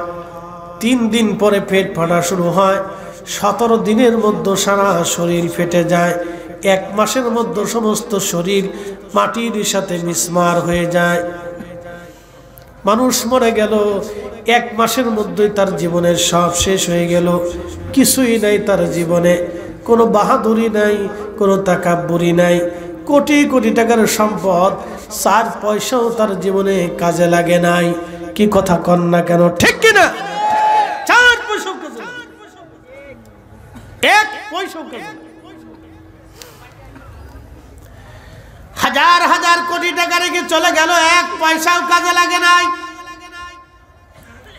যারা মানুষের হক নষ্ট করে দিক, সুদের কারবারি করিয়া, সুদের কারবারি করিয়া, ঘুষের কারবারি করিয়া, অন্যায় করিয়া, অন্যের টাকা মেরে দিয়ে, অন্যের সম্পদ জমি মেরে দিয়ে, আল্লাহ যারা অন্যের টাকা মেরে দিয়ে কোটি কোটি টাকার মালিক হয়ে কবরে যারা চলে গেল, এরা এতই বলদ, এতই বুকা, তার একটা পয়সাও জীবনে কোনোদিন কাজে লাগলো না। কি কথা কন না কেন, ঠিক কিনা? একটা কথা মনে রাখবেন, আল্লাহর সিদ্ধান্তের বাহিরে আপনি একটা ভাতের দানাও বেশি খেতে পারবেন না। পারবেন? সম্ভব না। আমার জন্য সাহেবের দাওয়াত বাড়ি ভাই অনেক খাবার ইন্তজাম করছে। তা আলেমরা আসলে তো আপনারা যথেষ্ট সম্মান করেন, খাবারের আইটেমটা একটু বেশি থাকে, তো বিভিন্ন ধরনের খাবার ইন্তজাম করছে। আমি কিন্তু 2 পদ দিয়ে খেয়ে চলে আসলি, বাকি 6 পদ পরে রয়েছে। ওই 6 পদ আমার নসিবে নাই। কি কথা কন না কেন? ওই 6 পদ আমার নসিবে নাই। নসিবে নাই দেখে আমি খাইতে পারি না। আল্লাহ আমার নসিবে রাখছে মানুষের বাড়ির ভাত খাওয়ান, আমার স্ত্রীর হাতের খাওয়ান আমার খুব কম নসিবে হয়, নসিবে নাই। আর আমার স্ত্রী মাঝে মধ্যে আফসোস করে যে কি হইল, কিছু করার নাই তো, আমার নসিবে তোমার হাতের খাওয়ান নাই। তা না থাকলে আমার আর কি করার আছে, পাবলিকের ভাত খাইতে হইব, কিছু করার নাই, নসিবে নাই। কি করি? জোর করে তার নসিব করা যায় না। কি কথা কর না কেন? যাবে? যাবে না। খুব মনোযোগ দিয়ে আমরা ফিরে যাব কার কাছে? আল্লাহর কাছে, কোনো সন্দেহ নাই। কথা খুব ডিপলি মনোযোগ দিবেন। তো আমাদের সাধারণত মানুষ মারা যাওয়ার পরে আমাদের 24 ঘন্টা পরে এই দুর্গন্ধ, পচা গন্ধ আসতে থাকে। কিন্তু রসুলের একজন আশিক মারা গেল, মুহাম্মদ ইবনে সুলাইমান জাসুরি। শাহজালাল ইয়ামিনী যখন বাংলায় কালেমার দাওয়াত দিতে এসেছেন, তখন তিনি মরক্কে কালেমার দাওয়াত দিতে গেছেন। ইয়ামিনী মুজাররিদি বাংলাতে, আর সুলাইমান জাসুরি তখন মরক্কোতে। একই টাইম, 800 বছর আগে। একসাথে বলবেন আল্লাহু আকবার। দুইজন সেম সমসাময়িক, 800 বছর আগে। মুহাম্মদ ইবনে সুলাইমান জাসুলি মরক্কো ইন্তেকাল করলেন। 70 বছর পর ওনার দেশের রাজা, তিনি চিন্তা করলেন আমার দেশের কৃতি সন্তান, আমার দেশের এত বড় অলি অন্য জায়গা থাকবে তা হয় না। তিনি তিনার নিজের দেশে আনার জন্যে তার কবর খনন করলো। 70 বছর পরে কবর খনন করার পরে দেখা গেল 70 বছর আগে যেইভাবে দাফন করা হয়েছিল 70 বছর পরে অমনি আছে। তার একটু চুল পরিমাণও ত্বক নষ্ট হয় নাই, কাফনের কাপড় নষ্ট হয় নাই, এবং তার ভুরু পর্যন্ত নষ্ট হয়ে যায় নাই, একটা চুল পর্যন্ত পড়ে যায় নাই, তার চেহারাও নষ্ট হয় নাই, লাবণ্যতাও নষ্ট হয় নাই, এবং রক্ত সঞ্চালন তখনও বন্ধ হয় নাই। একবার জোরে বলা যাবে কি আল্লাহু আকবার? আল্লাহ আছে? এই একসাথে বলেন আল্লাহ আছে। কবর আছে? জোরে বলেন কবর আছে। কবরে জান্নাত আছে। আল কবরু রাউজাতুম মিন রিয়াজিল জান্নাহ। কারো কারো কবর আল্লাহ জান্নাতের বাগান বানায়, এটা তার বাস্তব প্রমাণ। কথা বলেন ঠিক না বেটা? আজ থেকে 900 বছর আগে, 570 হিজরি, তার মানে আজ থেকে 900 বছর আগে। কত বছর? 900 বছর আগে। বর্তমান যে গাজা, এই গাজার নাম ছিল গ্যাস কালার। এইখানে ইমাম হুসেইন রাদিয়াল্লাহু আনহুকে দাফন করা হয়েছিল। হাজরাতে ইমাম হুসেইনকে দাফন করা হলো। এই এই মুরব্বী বসেন বসেন, মুরব্বী তো পর কায়দা নেই, বলি চালা বসেন বসেন, ওঠা যাবে না, কোনো লাড়াচড়া করা যাবে না, বইতেই একসাথে বলেন তো আল্লাহু আকবার। বলতেছি আল্লাহ কেমনে আছে, কবর কেমনে আছে বুঝাইতেছি, অনেকের বিশ্বাস হবে না। বাস্তবতা থেকে আপনাদেরকে বিশ্বাস ধরাইতেছি, মনোযোগ দেন, এখিন রাখতে হবে। মুসলমানের যদি কবর হাসরে বিশ্বাস পরিপূর্ণ থাকতো তাহলে মুসলমান জুতা চুরি করে না। কথা ঠিক কিনা? কোন মুসলমান যদি 100% বিশ্বাস করে যে আমি কবরে যাব, তাহলে ওই মুসলমান সুদ খায় না। কি কথা কন না কেন? ও ঘুষ খায় না, ও মানুষের মাথায় বাড়ি দিতে পারে না, মানুষের রক্ত চুষতে পারে না। যারা মানুষের রক্ত চুষে খায় তারা ঘুমাইতে পারে না, আরে বোতল সার মুড়িদ হয়। বোতল সার, বোতল দুই টান টুন দিয়ে বাড়ি এসে বউরে মা কয়, মারে বউ কয়, বাপরে বিয়ে কয়, ফুলারে শালা কয়। আর ফুলা মাঝে মধ্যে টাইনে টাইনে এসে বাপরে দুলাভাই কয়। ভালো হচ্ছে, শান্তি নেই। কি নাই? শান্তি নেই। মানুষের অশান্তিতে রেখে কেউ শান্তিতে থাকতে পারে না বাপ। মানুষের রক্ত চুষিয়া কেউ রক্তমান হতে পারে না, ঘুমাইতে পারে না। মানুষের চোখের নিদ্রা নষ্ট করে দিয়ে কেউ আরাম করে ঘুমাইতে পারে না। আল্লাহ তাদের চোখ থেকে ঘুম কেড়ে নেয়। মানুষকে অশান্তিতে রাখিয়া কেউ শান্তিতে থাকতে পারে না। আল্লাহ তার অন্তর থেকে শান্তি কেড়ে নিয়ে যায়। এই জন্য মাঝে মধ্যে দুই চাল বোতল দুই ঢোক ঢোক মেরে দিয়ে তারপরে চিটপটাং মেরে থাকে। সুখ নাই। আল্লাহর কসম করে বলতেছি, আল্লাহর জিকির ছাড়া, আল্লাহ স্মরণ ছাড়া, আল্লাহর ইবাদত ছাড়া কোন বান্দা প্রকৃত সুখ পাবেই না। এই জন্য ওলি যারা ছিলেন তারা দুনিয়ার থেকে জুদা হইয়া আল্লাহকে খুশি করার জন্য দিনহীন হয়ে আল্লাহর ইবাদতে পড়ে থাকতেন। কথা কোন ঠিক কিনা? আল্লাহ সুখ এইখানে, বান্দা সুখ এইখানে দিয়ে রাখছে। আল্লাহ মনোযোগ দিবেন। ইমাম হুসেইন রাদিয়াল্লাহু আনহুর পবিত্র মাথায় আসকালানি দখল করে নিয়ে নিল খ্রিস্টানরা। তখন ক্রুসেডাররা পুরা অঞ্চলটা দখল করে নিয়ে গেল। এখন যেমন ইসরায়েল দখল করেছে, তখন ওই খ্রিস্টান বাহিনীরা দখল করে নিল। মুসলমানরা নিরুপায় হয়ে গেল। মিশরের যিনি বাদশা ছিলেন তিনি চিন্তা করলেন, ইমাম হুসেইনের পবিত্র মস্তক ওইখানে থাকলে এটা কেমন হয়। তিনি ওই খ্রিস্টান বাদশাকে বললেন, আমাদের সাইয়্যিদের মাথা মোবারক আপনি দিয়ে দেন। বলে দিয়ে দিতে পারি, আপনাদের সাইয়্যিদের মাথা দিয়ে তো আমাদের কোনো প্রয়োজন নাই, কিন্তু 30,000 স্বর্ণ মুদ্রা দিতে হবে।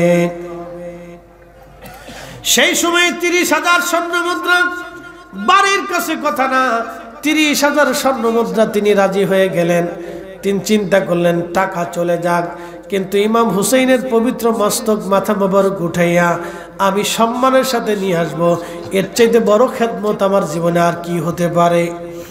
তো বাদশাহ, মিশরের বাদশাহ তিনি রাজি হয়ে সুলতান তিনি 30,000 স্বর্ণ মুদ্রা পাঠিয়ে দিয়ে লোক লস্কর নিয়ে সৈন্য সামন্ত নিয়ে মুসলমানদেরকে নিয়ে তিনি ইমাম হুসেইন রাদিয়াল্লাহু আনহুর পবিত্র মাথা মোবারকের কাছে গেলেন।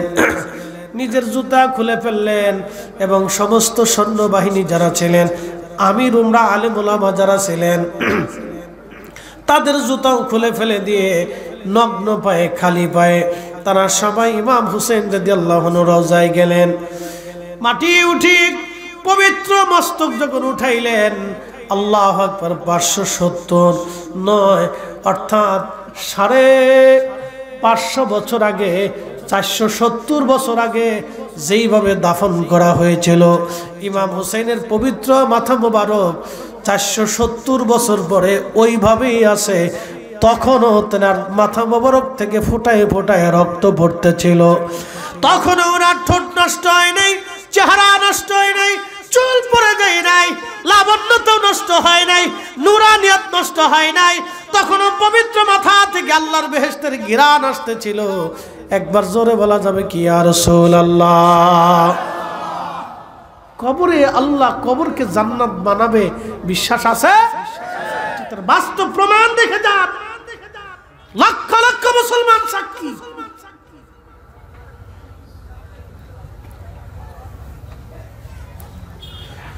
লক্ষ লক্ষ মুসলমান সাক্ষী। আওলাদে রাসূল ইমাম হুসাইন রাদিয়াল্লাহু আনহুর মাথা মোবারক নিয়ে আসা হলো মিশর, বর্তমান মিশর আল আজহার বিশ্ববিদ্যালয়ের পাশে। ওনার পবিত্র মাজার মোবারক। আর একটা পৃথিবীতে একজনের দুইটা মাজার, তিনি ইমাম হুসাইন। একজনের দুইটা মাজার, তিনি ইমাম হুসাইন। আর কেউ যদি বলে যে কোনো অলির মাজার তিনটা হয়েছে, তাহলে বিশ্বাস করবেন না। ভাবতা কথা, এ কথার কোনো ভিত্তি নেই। অনেকে যদি বলে যে এখানে বাইজিদ বুস্তামির মাজার আছে, তাহলে বুঝবেন এটা ওই বাইজিদ বুস্তামি না, অন্য কোনো বাইজিদ হইতে পারে, অরিজিনাল বাইজিদ বুস্তামি না। পৃথিবীতে একজনেরই মাজার দুইটি, তিনি ইমাম হুসাইন। তার দেহ মুবারকের মাজার ইরাকের কারবালাতে, আর মাথা মুবারকের রওজা মাজার শরীফ হচ্ছে মিশর আল আজহার বিশ্ববিদ্যালয়ের পাশে। এই দুইটা মাজার ওনার, এই দুই জায়গায় ওনার জিয়ারত চলে। পৃথিবীতে একজনের জিয়ারত দুই জায়গা হয়, একসাথে বলবেন না আল্লাহু আকবার। তিনি আওলাদে রাসূল সুলতানে কারবালা ইমাম হুসাইন রাদিয়াল্লাহু আনহু। 470 বছর পরেও ওনার সেই শের মুবারক তখনো জিন্দা। হয় না, হয় না, হয় না? জোরে বলেন, জোরে জোরে। ইসলাম মুসলমান আপনাকে বুঝতে হবে, কবর আছে, কবরের সওয়াল জবাব আছে, ওই জিন্দেগিও সত্য। এই জন্য আমরা আল্লাহর কাছে ফিরে চলে যাব, অবশ্যই আমরা আল্লাহর কাছে চলে যাব। জবাবদিহিতা আমাদের আছে। হাসরের মাঠে আপনাদেরকে মুক্তাসার একটু সময়ের জন্য নিয়ে যাই, সময়ের সংক্ষিপ্ততা, কথা বুঝবেন। হাসরের দিনটা কত বড় হবে কোরআন থেকে একটু বুঝে যাই। তারুজুল মালাইকাতু ওয়ার রূহু ইলাইহি ফি ইয়াউমিন কানা মিকদারুহু 50,000 সানা। এক সেকেন্ড করে 60 সেকেন্ড যদি হয় তাহলে 1 মিনিট হবে। 1 মিনিট করে 60 মিনিটে 1 ঘন্টা হবে। 1 ঘন্টা করে 12 ঘন্টায় 24 ঘন্টায় দিন ও রাত হবে। 24 ঘন্টার দিন ও রাতের হিসাবে 365 দিন একটা বছর আসবে, 16 বছর। চন্দ্র বছর না, 16 বছর। 365 দিন একটা বছর। এই 365 দিনের বছরে আপনি যদি 50,000 বছর ধরেন, তাহলে যত বড় হবে হাসরের একটা দিন হবে তত বিরাট, একটা দিন হবে তত বিরাট, একটা দিন হবে তত বিরাট। ওই হাসরের জন্য আমাদেরকে প্রস্তুতি নিতে হবে। কত কঠিন এবং ভয়াবহ হবে মুক্তাসার একটু শুনে যান। তাম সৃষ্টির মানব জাতি হাসরের মাঠে আল্লাহ দ্বারা করাবে।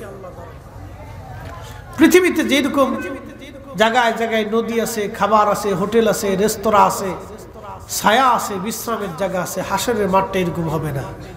শুধু মাঠ হবে এবং মাঠের উপরে শুধু সূর্য হবে। সূর্যটা একেবারে কাছাকাছি হবে, 1.5 থেকে 2 কিলোমিটার উপরে হবে। আল্লাহ নবী বলতেছিলেন, এই সূর্যের উত্তাপে মানুষের পুরা শরীর থেকে শুধু মানুষ না, হাসরের মাঠে জিন দাঁড়াবে, ফেরেশতা দাঁড়াবে, পশু পাখি দাঁড়াবে, মানব জাতি দাঁড়াবে। আল্লাহ সৃষ্টির যত মখলুক আছে সব মখলুক হাসরের মাঠে আল্লাহর আদালতে দাঁড়াবে, স্ব হিসাব প্রদান করার জন্য। আপনার বাড়ির গরুটাও দাঁড়াবে।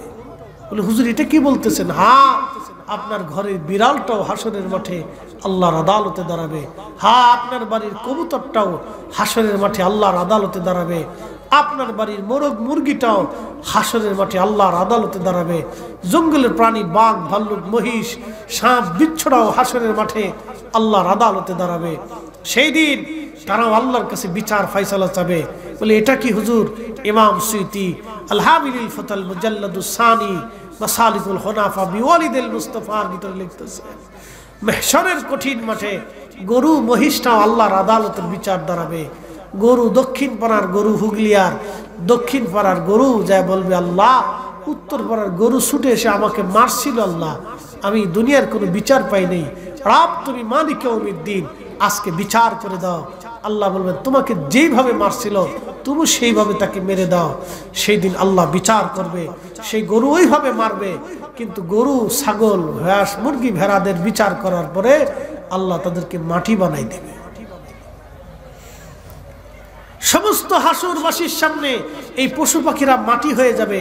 মাটি যখন হয়ে যাবে তখন নাফরমানরা, কাফিররা, মুশরিকরা, অবিশ্বাসীরা সেই দিন হাত কামড়াবে, গোশত কামড়ায় কামড়ায় টেনে টেনে ছিঁড়ে ফেলবে, আর বলবে ইয়া রব্বি, আমরা কেন মানুষ হলাম? আমরা মানুষ না হয়ে যদি শিয়াল কুত্তা হতাম, আমরা কেন মানুষ হলাম? আমরা যদি মানুষ না হয়ে শিয়াল কুকুর হতাম, আল্লাহ আমরা কেন মানুষ হলাম? যদি মানুষ না হয়ে শিয়াল কুকুর হতাম কতই না উত্তম হতো, আজকে মাটি হয়ে যেতে পারতাম। হায় আফসোস, কেন মানুষ হলাম? আল্লাহ কেন মানুষের মারাইলা? আজকে আল্লাহর কাঠগড়ায় দাঁড়ায় হিসাবের সম্মুখীন হতে হবে। তো আরাম যত বেশি, ব্যারাম তত বেশি। আল্লাহ আপনার জন্য যেমন পৃথিবীকে সুন্দর করে সাজিয়ে রেখেছেন, কুল মাখলুক আল্লাহ মানুষের জন্য নিয়োজিত করেছেন, আপনাকে আল্লাহ যেভাবে আরাম দিয়েছেন সেইভাবে আল্লাহ আপনাকে জিজ্ঞাসিত করবেন। ফিরে চলে যাব আল্লাহর কাছে। আবার বলি, ফিরে চলে যাব আল্লাহর কাছে। যেতে যেহেতু হবেই, হিসাব আপনাকে দিতে হবে। যদি হিসাব রব চেয়েই বসে, আল্লাহ নবী বললেন বান্দা তুমি ধ্বংস হয়ে যাবে। তুমি আল্লাহর কাছে বারবার ইস্তেগফার করো আর বলি ইয়া রাব্বি, বিনা হিসেবেই মাফ করে দেন, বিনা হিসেবেই মাফ করে দেন, বিনা হিসেবেই মাফ করে দেন, বিনা হিসেবেই মাফ করে দেন। এই জন্য দোয়াতে কানবেন, মুনাজাতে কানবেন, সেজদাতে কানবেন, তাহাজ্জুদে কানবেন, দোয়া করতে থাকবেন, কানতে থাকবেন, মাপ চাইতে থাকবেন। এই যে দোয়া বন্ধ করে দিচ্ছে আমার দেশের কিছু এক শ্রেণীর ভাইরা, তারা উম্মতকে যে কত কঠিন বিপদের সম্মুখীন করে দিচ্ছে নিজেও বুঝে না এবং তার উম্মতও বুঝতেছে না। এই দোয়া যদি বন্ধ হয়ে যায়, বান্দা আল্লাহর দরজায় হাত তোলা বন্ধ হবে। আর বান্দা যখন আল্লাহর দরবারে হাত তুলবে না, তখনই বান্দার দিল শক্ত হবে। বান্দা যত আল্লাহর দরবারে হাত তুলবে, তত বান্দা আল্লাহর কাছে মাপ চাইতে থাকবে। যত বেশি মাপ চাবে, তত তাড়াতাড়ি ক্ষমা হবে। কথা বলে ঠিক কিনা? মাপ চাবে না, ক্ষমা হবে না। যারা দোয়া বন্ধ করতেছে, এদের মতো নাফরমান আর এদের মতো ব্যাককেল পৃথিবীতে আর কেউ হতেই পারে না। দোয়া চলবে, যতদিন বেঁচে থাকবেন ততদিন দোয়া করবেন, বেশি বেশি করে হাত তুলে আল্লাহর কাছে মাপ চাবেন। কথা বলেন ঠিক না বেটা? হাসর বড় কঠিন জায়গা, বড় কঠিন জায়গা, অনেক বড় কঠিন। সূর্য মাথার উপরে থাকবে, প্রচন্ড ঘামে ঘর্মাক্ত হয়ে মানুষের শরীর থেকে নির্গত হয়ে কারো থুতনি, কারো বুক, কারো হাঁটু পর্যন্ত ঘামে ডুবে যাবে। মানুষ পাগলের মতো প্রলাপ বকতে থাকবে। কঠিন এই দিন মেহশরের হাসরের ময়দানে হাউজে কাউসারের পানি ছাড়া আর বিকল্প পানির কোনো ব্যবস্থা হবে না। কঠিন তৃষ্ণাতে মানুষের জিহ্বা বেরিয়ে কুকুরের জিহ্বার মতো ঝুলতে থাকবে। সেই দিন 6 শ্রেণীর বান্দাকে আল্লাহ তার আরশে মুআল্লার নিচে জায়গা করে দিবে। 1 নম্বর, যে দুনিয়াতে ন্যায় বিচার করছিল। একসাথে বলা যাবে আল্লাহু আকবার। কি বিচার? জোরে বলেন, কি বিচার? যারা আদালতে জজ, ব্যারিস্টার, আদালতে যারা ন্যায় বিচার করে না, টাকা দিয়ে যারা ফায়সালা দেয়, তাদের ভয়াবহ পরিণতি হবে। কথা বলেন ঠিক না বেঠে? অনেক বড় ভয়াবহ। আমাদের দেশের যারা গ্রাম্য বিচার সালিশ করে, সব টিভি দিয়ে সালিশ করে। কি কথা কর না কেন? শাশির কাছে দিয়েছি, কাকা শাশির কাছে দিয়েছি, বড় ভাই দিয়ে এসছি ভাবির কাছে, ভাবিরে দিয়েছে। আহা কপাল পোড়া। দুনিয়াতে আপনি টাকার বিনিময়ে স্বার্থের দিকে, সন্তানের দিকে, আত্মীয়তার দিকে তাকিয়ে ফয়সালা করছেন, সালিশ দরবার করছেন। মেহশরের কঠিন মাঠে আপনার আত্মীয়কে খুঁজে পাওয়া দুষ্কর তো দূরের কথা, হামান, ফিরাউন, নমরুদের সাথে হাসর হবে। আর যারা দুনিয়াতে ন্যায় বিচার করবে, হযরত ওমরের সাথে তাদের হাসর নাসর হয়ে যাবে। আরো জোরে বলেন, জোরে জোরে জোরে। আরশে মুআল্লার নিচে আল্লাহ তাদের জায়গা করে দিবে।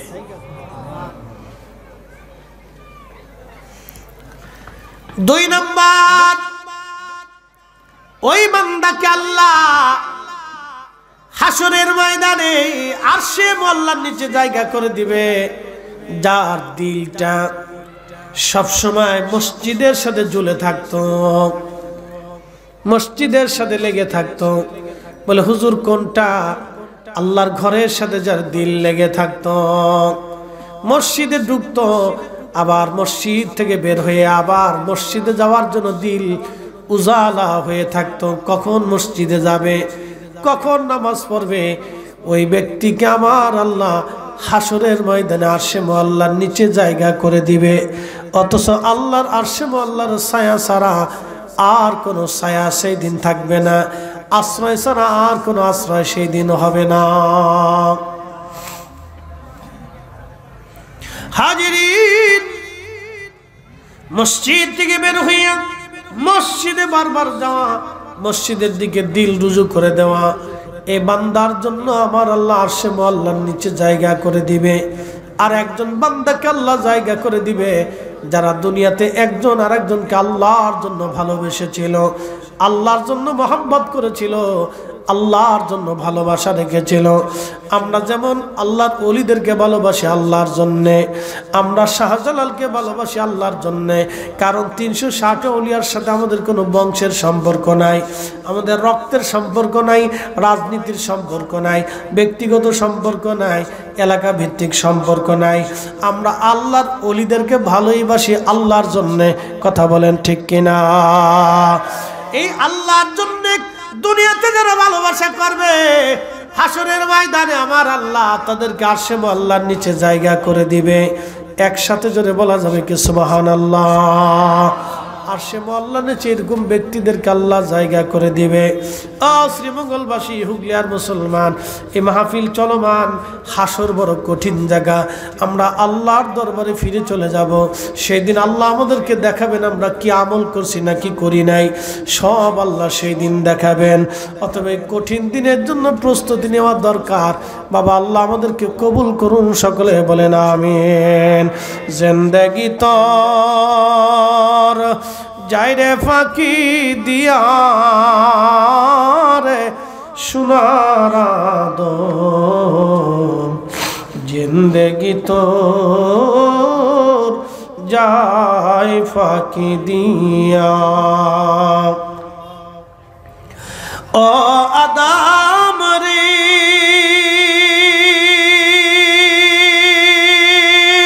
পাগ ধরিয়া গেছে দাড়ি, দন্ত মাসে গোটা চারি, সমন জারি গিয়াছে করিয়ারে সোনার আদম, জিন্দেগি তোর যাই ফাঁকি দিয়া। আমরা তো সবাই আল্লাহর কাছে চলে যাব, নেওয়ার মতো আমাদের কিছুই নেই, সবই রেখে যাওয়াই যেতে হবে, সব কিছু রেখেই চলে যেতে হবে, কিছুই নিতে পারবো না। তো সেটাই যদি আমরা বিশ্বাস করে থাকি, আল্লাহ বলছেন কিয়ামতের ময়দানে কারা সফল কাম হবে, মিম্মা রাযাকনাহুম ইউনফিকুন, যারা দুনিয়ার থেকে আল্লাহর পথে অর্থ ব্যয় করে, আল্লাহর পথে যদি রিজিককে ব্যয় করে, হাসরের ময়দানে তারা সফল কাম হবে এবং আল্লাহর দেওয়া হেদায়েতের পথে তারা পরিচালিত হবে, যারা তাদের নিজের রিজিককে আল্লাহর পথে ব্যয় করে। আমি বেশি লম্বা কথা বাড়াবো না, দুটি কথা আপনাদেরকে, এত সময় পর্যন্ত দীর্ঘ টাইম আল্লাহ এবং হাসর কবর এটা আছে, এটার উপর বাস্তবতা থেকে আমি আপনাদেরকে উদাহরণ দিলাম, যাতে আমাদের দিল মন অন্যদিকে রুজু না হয়। কারণ আমরা মুসলমানরা এমন কয়দা পড়ছি, ঈদগাহেও যাই আবার দুর্গা পূজাতেও যাই। কি কথা কন না কেন? আমাদের যুবকরা নামাজেও আসে আবার দুর্গা পূজাতেও যায়। মুসলমান, দুর্গা পূজায় তো আমাদের কোনো কাজ নাই, ওখানে আমরা যাব কেন?